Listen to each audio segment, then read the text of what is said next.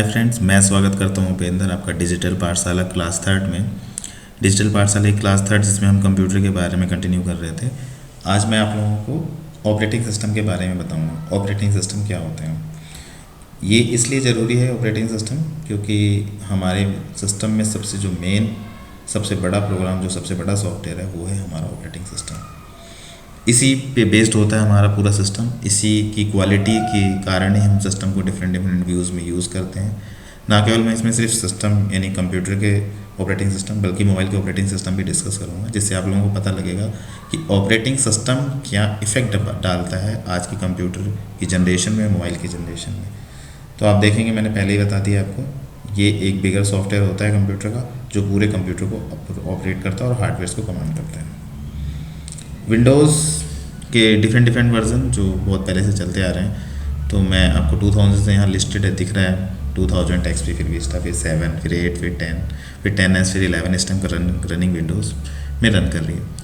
Windows अपने features को लगातार अपडेट करता रहता है, यूज़र फ्रेंडली बनाता रहता है, उसमें एड ऑन फीचर देता है, सिक्योरिटी फीचर देता है, जिससे यूज़र का डेटा सेव रहे, यूज़र का प्रोग्राम सेव रहे और वो अपने सिस्टम को एक्सेस कर सके ऑनलाइन कहीं भी किसी भी तरीके से। इसलिए विंडो अपडेशन एक इम्पॉर्टेंट काम है और माइक्रोसॉफ्ट इसको लगातार करता रहता है ताकि यूज़र ज़्यादा बढ़े और यूज़र फ्रेंडली प्रोग्राम होने की वजह से विंडो की सेल बढ़े। अब आप देखेंगे ग्राफिक में, देख लीजिए कि विंडो के वर्जन्स शुरू से अब तक चलते आ रहे हैं। तो आप देखेंगे कि XP से, जैसे हमारे टाइम से XP हमने देखा ज़्यादातर, विंडो 98 तो नहीं देखा, XP से देखते आ रहे हैं। फिर XP के बाद विस्टा, फिर 7, 8, 10, ये एप्लीकेशन तो आप सभी लोग देख रहे हैं क्योंकि ये यूज़ जो है 2005 के बाद से इंक्रीज़ हुआ है, जिसके कारण विंडो में अपडेशन ही बहुत तेज़ी से आई है। जहाँ विंडो की अपडेशन 1 साल 2 साल में आती थी, वहाँ की विंडो अपडेशन 1 साल में 2 विंडोज़ आ जाती हैं और अलग अलग वर्जन आ जाते हैं, उनके अलग अलग फ़ीचर्स आ जाते हैं। विंडो यूज़ सब करते हैं लेकिन बहुत कम लोग जानते हैं कि विंडो के फ़ीचर्स क्या होते हैं। मैं पहले ही बता चुका हूँ कि ये वीडियोज़ मैं उन लोगों को डेवलप कर रहा हूँ जो लोग इन फीचर्स के बारे में गहराई से नहीं सोचते हैं। अगर उन्हें ये पता हो तो उन्हें अपने सिस्टम और मेन्यू का प्रॉपर नॉलेज होगा। अब आप देखेंगे ये एंड्रॉयड की ऑपरेटिंग सिस्टम्स हैं जो एंड्रॉयड डेवलप किए गए, इन डिफरेंट डिफरेंट टॉपिक्स पे एंड्रॉयड डेवलप हैं। ये सारी एंड्रॉयड्स हैं जो अलग अलग फ़ोन में मिलते हैं। आप लोगों ने देखा होगा कि हर फ़ोन में लोग सोचते हैं एंड्रॉयड सेम है, बट एंड्रॉयड की विंडो के अकॉर्डिंग उसका मेन्यू डिफरेंट डिफरेंट होते हैं। आप लोग डिफरेंट डिफरेंट फ़ोन अब तक यूज़ कर सकते हैं, वो यूज़ कर चुके हैं। ओप्पो, वीवो, सैमसंग, एंड्रॉयड फ़ोनों में आप देखेंगे इस तरह का आइकन्स फ़ोन चालू होते समय आते हैं। तो जिसके फ़ोन में जो आइकन आता है वो उसी वर्जन को एक्सेस कर रहा होता है। कई बार आप देखेंगे कई एंड्रॉयड तो अब अपडेट भी नहीं होते, वो सीधा न्यू फ़ोन डिमांड करते हैं क्योंकि एंड्रॉयड्स और विंडो की हार्डवेयर रिक्वायरमेंट होती है, उसके अकॉर्डिंग इन्हें डेवलप किया जाता है ताकि ज़्यादा से ज़्यादा फास्ट वर्क हो सके। ऐसे ही हम देखते हैं एप्पल मोबाइल। जब मोबाइल और लैपटॉप की दुनिया की बात होती है तो एप्पल का एक यूनिक नेम है। एप्पल भी अपनी अपनी सेपरेट विंडो रखता है, माइक्रोसॉफ्ट से अलग ये विंडो डेवलप करके रखता है और ये अपने ही हार्डवेयर्स में चलता है। तो ये भी एक यूनिक चीज़ है। आप इसमें भी इसके डिफरेंट डिफरेंट मॉडल्स हैं। तो एप्पल ज़्यादातर हमारे देश में ज़्यादा लोगों तक रीच नहीं है क्योंकि लोअर मिडिल क्लास और मिडिल क्लास फैमिली से ज़्यादा एक्सेस नहीं करती है। तो फिर भी लेकिन पता होना चाहिए कि एक ये भी ऑपरेटिंग सिस्टम है जिसे हम मैक के नाम से नॉर्मली जानते हैं। इसीलिए जब कभी हम कोई सॉफ्टवेयर डाउनलोड करते हैं तो हमें 3 ऑप्शन दे देता है, एंड्रॉयड, विंडो या मैक। वो यही 3 विंडोज़ के बारे में पूछ रहा होता है। तो आप लोगों को ये पता होना चाहिए कि आपके सिस्टम में कौन सी विंडो है। इस टाइम आप मोबाइल चला रहे हो तो आपके पास एंड्रॉयड एप्लीकेशंस वाली विंडो है, या आप एप्पल फ़ोन चला रहे तो एप्पल के जो विंडो है उसे मैक के अकॉर्डिंग देख सकते हैं। और ऐसे ही माइक्रोसॉफ्ट के डाउनलोड सॉफ्टवेयर होते हैं। अब आप देखेंगे कि हार्डवेयर और सॉफ्टवेयर, इनके कॉम्बिनेशन को चलाने के लिए जो एक बिगर सॉफ्टवेयर हमारे सिस्टम या लैपटॉप्स में डाला हुआ है वो है हमारा ऑपरेटिंग सिस्टम, जिसमें मैं पहले ही बता चुका हूँ। विंडो XP से अगर आप लोग देखें तो, क्योंकि हम लोगों ने विंडो XP से प्रोग्राम को शुरू करा था, विंडो XP से देखें फीचर अपडेट होकर विस्टा में कन्वर्ट हुआ। विंडो विस्टा आई जरूर, बट उसमें जो यूज़र फ्रेंडली प्रोसेस था वो काफ़ी बर्डन वाला था, वो बहुत स्लो प्रोसेसिंग कर पाता था अपने हार्डवेयर के साथ। इस वजह से वो विंडो ज़्यादा दिन तक मार्केट में चल नहीं पाए, लोगों ने उसे डिनाई किया। उससे ज़्यादा यूज़ वो XP को कर लेते थे लेकिन विस्टा नहीं यूज़ करते थे। जब माइक्रोसॉफ्ट को ये चीज़ फीडअप में मिली तो उन्होंने तुरंत विंडो को अपडेट किया और विंडो 7 डेवलप करी। विंडो 7 इतनी फास्ट विंडो थी कि आप लोग अभी लास्ट टाइम तक विंडो 7 में ही चला रहे थे। अब 8, 10 में अपडेशन आई है, 11 में आई है, तो हम लोग 8-10 की अपडेशन देख रहे हैं। बट मेन चीज़ मैं विंडो को इसलिए बताना चाहता हूँ क्योंकि मेन्यू और फीचर ये अपडेट हुआ है, और इतना अपडेट हुआ है कि आप लोग देखेंगे कि जो विंडो 7 तक का प्रोग्राम था उसमें हम ड्राइवर्स अलग अलग डाला करते थे। जब इंस्टॉलेशन होती थी तो हमें हर फीचर में ड्राइवर्स, CD इनसे ड्राइवर डालना पड़ता था, तभी उनके प्रोग्राम अपग्रेड होके अपने सॉफ्टवेयर के साथ चलते थे। लेकिन विंडोज़ 7 के बाद जो विंडोज़ आई हैं हमारे पास, उसमें ऑटो ड्राइवर्स अपडेशन था। बहुत कम ही ड्राइवर्स हमें नेट से डाउनलोड करके अपडेट करना पड़ता है हार्डवेयर के, बाकी मैक्सिमम ड्राइवर्स वो ऑटोमेटिक एक्सेस कर लेता है। सिंपल साउंड का ड्राइवर, जो लोग टेक्निकली हैं वो जानते हैं, पहले साउंड के ड्राइवर डालने पड़ते थे और ग्राफिक के ड्राइवर डालने पड़ते थे, लैन के ड्राइवर डालने पड़ते थे। लेकिन अब जो विंडो हमारे पास 7 के बाद आई हैं, 8, 10 और 11, ये ऑटोमेटिकली आपके लैपटॉप के हार्डवेयर्स को रीड कर लेती है और अपडेट करके उसे चला देती है। पहले इन हार्डवेयर्स के लिए भी हमें ड्राइवर डालना पड़ता। विंडो का ये एक बहुत बड़ा अपडेट है। इन चीज़ों से जो हार्डवेयर्स के लोग हैं वो ज़्यादा एक्सेस करते हैं, लेकिन आप लोगों को भी पता होना चाहिए कि पुरानी विंडोज़ डालने के बाद आप लोगों को हार्डवेयर्स के ड्राइवर डालने पड़ते हैं। ज़्यादातर ड्राइवर नेट से मिल जाते थे या आपको CDs मिलती थी, और अभी भी आप देखेंगे कोई भी हार्डवेयर आप परचेज़ करते हैं उसके साथ ड्राइवर की CD आती है।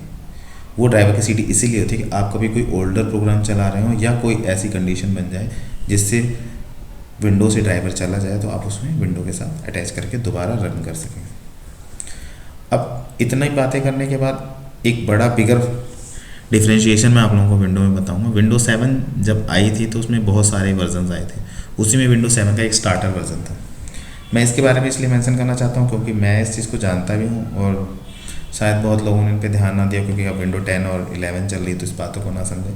लेकिन विंडो के डिफरेंस में विंडो में अपडेट्स कैसी आती हैं जो लेने से पहले हम लोगों को ध्यान रखना चाहिए, उसलिए मैं इस बात को बताना चाहूँगा। विंडो 7 स्टार्टर जब पहली बार आई थी, उस विंडो 7 स्टार्टर में बैकग्राउंड यानी डेस्कटॉप का बैकग्राउंड चेंज करने का फीचर ही नहीं था।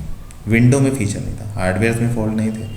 उसी लैपटॉप में अगर कोई दूसरी विंडो डाल दें तो उसमें आप बैकग्राउंड चेंज कर सकते थे, बट उस लैपटॉप में जिसमें विंडो स्टार्टर 7 डलती है उसमें आप बैकग्राउंड नहीं चेंज कर सकते, उसमें आप टास्क बार का स्टेटस व्यू नहीं कर सकते प्रॉपर। इस तरीके से विंडो के फंक्शन में फ़र्क होता है, इसे हम कहते हैं विंडो अपडेशन और विंडो के फीचर्स।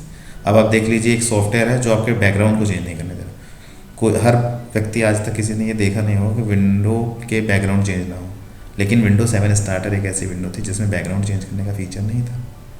ये डिफ्रेंशिएशन मैंने आपको बताया, आप चाहें तो इसे चेक करा सकते हैं, नेट पे भी देख सकते हैं, इसके रिगार्डिंग नेट पे भी और वीडियोस भी होंगे, तो आप लोग देखेंगे विंडो 7 स्टार्टर में इतना बड़ा फॉल्ट था जो कि सेलिंग टाइम पे एक्सप्लेनेशन बुक में सब लिखा होता था, लेकिन यूज़र सिर्फ विंडो का नाम सुन के उसे इंस्टॉल करा लेते थे। क्योंकि विंडो स्टार्टर जब आई थी तो उस टाइम विंडो की कॉस्ट ज़्यादा थी, तो लोग सस्ते होने की जगह विंडो 7 स्टार्टर ले लेते थे।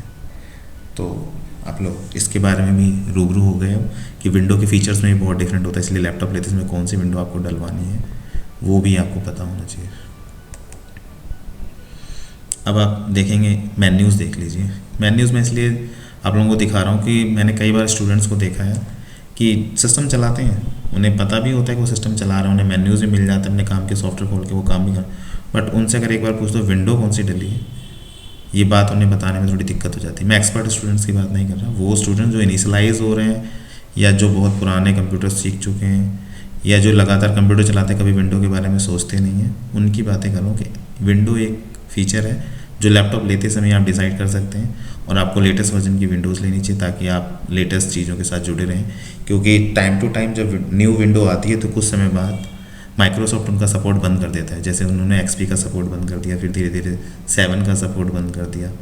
तो इस तरह से ये सपोर्ट्स इसलिए बंद कर देते क्योंकि माइक्रोसॉफ्ट भी चाहता है कि लोग लेटेस्ट वर्जन के सॉफ्टवेयर इंस्टॉल करें और जो लेटेस्ट सॉफ्टवेयर आ रहे हैं वो विंडो के साथ इंटरेक्ट हो सके और दुनिया स्पीड से चल सके, क्योंकि ओल्डर चीज़ें धीरे धीरे खत्म हो जाती हैं। आप पहला देख रहे हैं XP का मेन्यू ऐसा था, जिन्होंने XP चलाया उन्होंने देखा मेन्यू ऐसा, तो मेन्यू देख के पता लग जाता है विंडो कौन सी है XP। फिर आप देखिए 7 का, फिर आप देखिए विंडो 10 का मेन्यू आया हमारे पास, इसमें सर्चिंग, सबसे पहली बार विंडो 7 में सर्चिंग का ऑप्शन आया। विंडो XP में सर्च का ऑप्शन नहीं था, आपको प्रोग्राम के डेटाबेस में जा के प्रोग्राम को ओपन करना पड़ता था या रन कमांड से ओपन करना था। कमांड्स आज तक सेम है, आप देखेंगे ज़्यादातर कमांड्स आज तक सेम है, कमांड्स कभी नहीं बदली हैं। विंडोज़ अपडेट हुई है लेकिन कमांड नहीं बदली, बट उसका ग्राफिक यूज़र इंटरफेस बदल गया है। आप उसके मेन्यूज़ के ऑप्शंस बदल जाते हैं, उसमें सर्च का ऑप्शन है, पहले प्रोग्राम को रन में जाके ओपन करना पड़ता था या ऑल प्रोग्राम्स में जाके सर्च करना पड़ता था। बट आजकल डायरेक्ट सर्च का ऑप्शन दे दिया था 7 के बाद से, आप उसमें सर्च करें और आपका प्रोग्राम हाईलाइट हो जाता था, उसे आप ओपन कर लेते थे।